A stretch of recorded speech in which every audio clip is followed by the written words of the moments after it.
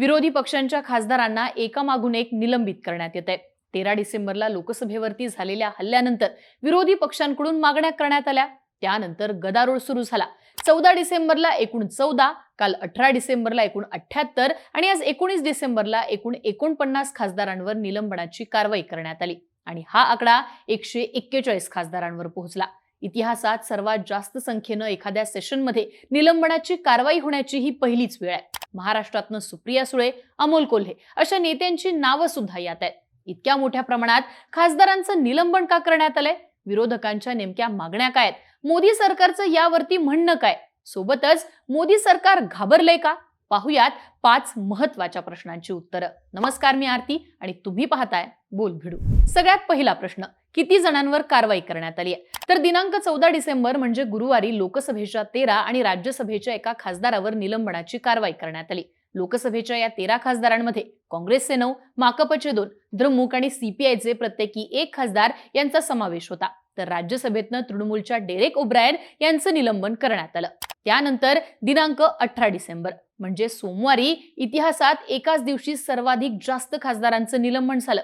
या दिवशी एकूण 92 खासदारांवर निलंबनाची कारवाई करण्यात आली, ज्यामध्ये राज्यसभेच्या 45 तर लोकसभेच्या 33 खासदारांचा समावेश होता। राज्यसभेतल्या निलंबित करण्यात आलेल्या 45 खासदारांपैकी 34 खासदारांना संपूर्ण अधिवेशन काळासाठी निलंबित करण्यात आले, तर उर्वरित 11 खासदारांच्या सदस्यत्वाचा निर्णय हा विशेष अधिकार समितीकडे सोपवण्यात आलाय।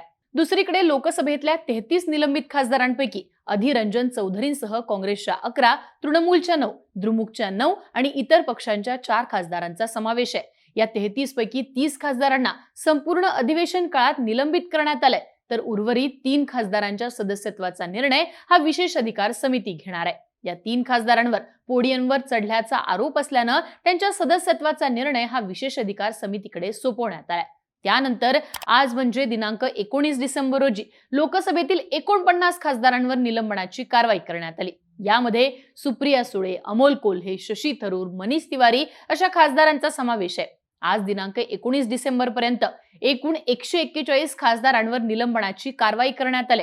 एखाद्या दिवशी इतक्या मोठ्या प्रमाणात निलंबनाची कारवाई आणि एखाद्या सेशनमध्ये झालेली इतक्या मोठ्या प्रमाणात निलंबनाची कारवाई, या दोन्ही गोष्टी या पहिल्यांदाच भारताच्या इतिहासात घडलेल्या आहेत। आता यातला दुसरा प्रश्न, ही कारवाई नेमकी का करण्यात आली आहे? तर सभागृहात गदारोळ केल्याप्रकरणी ही कारवाई झाल्याचं राज्यसभेचे सभापती आणि लोकसभेच्या अध्यक्षांनी स्पष्ट केलंय।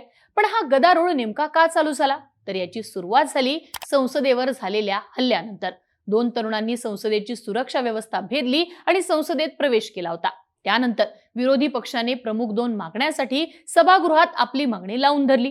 काँग्रेस अध्यक्ष मल्लिकार्जुन खरगे यांनी विरोधी पक्षांच्या नेमक्या मागण्या काय आहेत हे स्पष्ट केलेलं आहे। तर विरोधी पक्षांची पहिली मागणी आहे ती म्हणजे देशाच्या गृहमंत्र्यांनी संसदेतील दोन्ही सभागृहात सुरक्षित झालेल्या हलगर्जीपणाबाबत निवेदन देऊन स्पष्टीकरण द्यावं। आणि दुसरी मागणी म्हणजे याच विषयावरून संसदेच्या दोन्ही सभागृहांमध्ये चर्चा व्हावी। आता या दोन्ही मागण्यांवरून विरोधी पक्षांनी अमित शहांच्या निवेदनाची मागणी केली आहे, मात्र याला लोकसभा अध्यक्ष ओम बिर्ला यांनी ही जबाबदारी संसदीय सचिवालयाची असल्याचं स्पष्टीकरण दिलंय। यापूर्वी अशा एकूण 40 घटना झाल्या होत्या, मात्र कोणत्याही वेळी देशाच्या गृहमंत्र्यांनी या प्रकारचं स्पष्टीकरण दिलं नव्हतं, असं म्हणत विरोधी पक्षांची मागणी लोकसभेच्या अध्यक्षांनी फेटाळायला सुरुवात केली आणि याला विरोध म्हणून विरोधकांकडून गदारोळ घालायला सुरुवात झाली। त्यानंतर एक एक करत 14 डिसेंबर, 18 डिसेंबर आणि 19 डिसेंबरला एकूण मिळून 141 खासदारांवर निलंबनाची कारवाई करण्यात आली। आता यातला तिसरा प्रश्न, अशा प्रकारे इतक्या मोठ्या प्रमाणात कारवाई सत्ताधारी पक्ष करू शकतो का? तर संसदेच्या नियमांप्रमाणे याचं उत्तर हो असंच मिळतं। पण मनमानी पद्धतीने सभापती किंवा अध्यक्ष हे कारवाई करू शकत नाहीत। संसदेच्या नियमांच्या पुस्तकावलीतील नियम क्रमांक 373 आणि 74 नुसार अध्यक्षांना सदरचा सदस्य कामकाजात व्यत्यय आणत असेल तर त्याच्यावरती ते कारवाई करू शकतात। सध्या करण्यात आलेली कारवाई ही नियम क्रमांक 374 नुसार करण्यात आलेली आहे। या नियमानुसार सदस्यांनी आसनाची प्रतिष्ठा भंग केली असेल किंवा कामकाजात व्यत्यय आणला असेल तर अशा प्रकारची कारवाई ही केली जाते। तसा प्रस्ताव ते सभागृहात ठेवतात आणि निलंबनाचा कालावधी मेन्शन करतात। हा कालावधी कधी ठराविक दिवसांचा असतो तर कधी कधी अधिवेशन संपण्यापर्यंतचा असतो। मात्र सध्या करण्यात आलेली कारवाई ही 5 डिसेंबर 2001 रोजी आणलेल्या 374A या नव्या नियमांतर्गत करण्यात आलेली आहे। या नियमानुसार एखादा सदस्य सभापतींच्या आसनाजवळ येऊन घोषणाबाजी देत असेल किंवा कामकाजात व्यत्यय आणत असेल तर 5 दिवसांसाठी किंवा अधिवेशनाच्या उर्वरित कालावधीसाठी त्याला निलंबित करण्यात येतं. अर्थात झालेली कारवाई ही नियमांप्रमाणेच आहे, मात्र नियमाप्रमाणे झालेली कारवाई ही नैतिकदृष्ट्या योग्यच असेल असं मात्र म्हणता येत नाही. असो, तर आता येतो चौथा आणि महत्त्वाचा प्रश्न. या कारवाईमुळे काय परिणाम होणार आहेत? तर निलंबनाच्या कारवाईचे परिणाम पाहण्यासाठी लोकसभा आणि राज्यसभेत असणाऱ्या संख्याबळाचा विचार पहिल्यांदा करावा लागतो. राज्यसभेत सध्या 245 खासदार आहेत. त्यापैकी भाजप आणि मित्रपक्षांचा आकडा 105 आहे, इंडिया आघाडीचे 64 आहेत आणि इतर सदस्य 76 आहेत. आता विरोधी पक्षातल्या एकूण 46 खासदारांना निलंबित करण्यात आले. दुसरीकडे लोकसभेत सध्या सदस्य संख्या 538 आहे. यापैकी एनडीएचा आकडा 329 इतका आहे, तर इंडिया आघाडीच्या सदस्यांचा आकडा 142 आणि इतर सदस्यांचा आकडा हा 67 आहे. विरोधी पक्षातल्या एकूण 95 खासदारांना लोकसभेतनं निलंबित करण्यात आले.